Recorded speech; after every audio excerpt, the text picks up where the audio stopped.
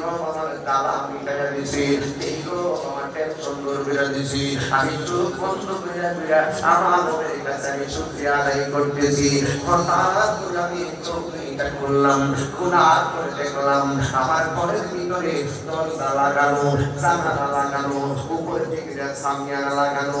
আমি তাকায় দেখলাম আমার ঘরের ভিতরে দরজা জানলা লাগানো আছে, জানলা জানলা লাগানো আছে। আমি হঠাৎ করে দেখলাম আমার ঘরের সামনে আমার রুমের ভিতরে অপূর্ব একটা সুন্দরী মহিলা দাঁড়ায় রয়েছে। আমি জিজ্ঞাসলাম তুমি কে গো?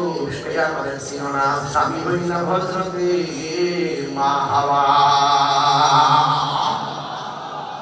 আমি জিজ্ঞাসা করি ও মা, এত গভীর রাতে আমার ঘরের মধ্যে কেন এসেছেন?